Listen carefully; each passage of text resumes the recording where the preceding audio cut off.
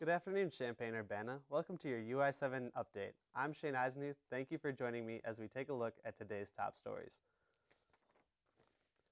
The day has finally come for Brett Kavanaugh to testify in front of the Senate Judiciary Committee. In addition to allegations from Christine Blasey Ford, new allegations from Julie Swetnick have recently surfaced. It is a day that will likely decide the fate of Supreme Court nominee Brett Kavanaugh, and a day that will see testimony from Christine Blasey Ford, the first of 3 women to come forward with sexual misconduct allegations against Kavanaugh, and who claims he pinned her down in a bed and attempted to remove her clothes at a party during the early 1980s. Kavanaugh has since denied those claims, but he's also defending himself against new allegations, this time from Julie Swetnick. She says she attended more than 10 parties where Kavanaugh was present, and alleges she saw him, quote, drink excessively at many of these parties and engage in abusive and physically aggressive behavior towards girls. I've received calls myself from women and men who went to high school with him. No one knows this woman. No one remembers seeing her at any of the parties that they attended. But Ford will be the first Kavanaugh accuser to testify before the Senate Judiciary Committee. And separately from Kavanaugh, the president in this is siding with his nominee. This is a big con job.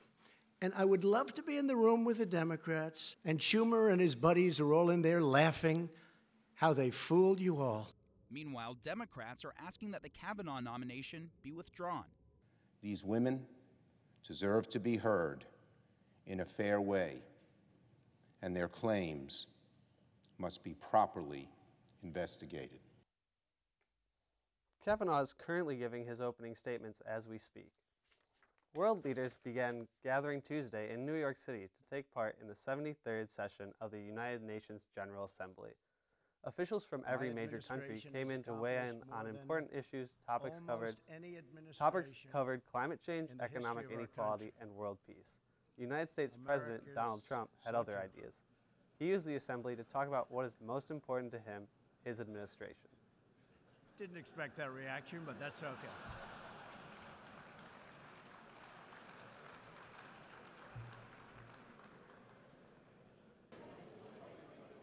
The UN Assembly continues into next week, and President Trump is not expected to speak again at the Assembly. Bill Cosby is finally behind bars more than 14 years after he gave Andrea Constrad pills that left her incapacitated in his home.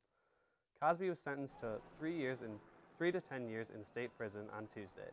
The 81-year-old was found guilty of sexual assault for drugging and molesting a former Temple University employee, Andrea Constrad.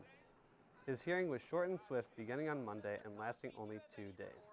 Cosby must also undergo monthly counseling for the rest of his life because he's been declared a sexually violent predator.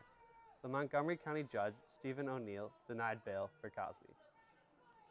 Now on to a look at the 5-day forecast. The weather is beginning to cool off as we head into October. Today we have a beautiful sunny day with a high of 75 and a low of 51. Tomorrow, kick off the weekend, there is a high of 73, and it will cool down later that night to a low of 48. As we move into Saturday, the weather looks to cool off even more with a high of 64. Sunday looks to be perfect as it heats up to a balmy sunny day with a high of 81 and a low of 64. The beautiful temperatures continue as we kick off the work week with a nice partly cloudy day, high of 86 and a low of 65. Make sure to carry a jacket with you on Tuesday because showers will come and go throughout the day with a high of 85 and a low of 65. In other news, twin tigers at Pittsburgh Zoo celebrate their first birthday today. Instead of cake, the tigers were given the perfect fall treat, a pumpkin.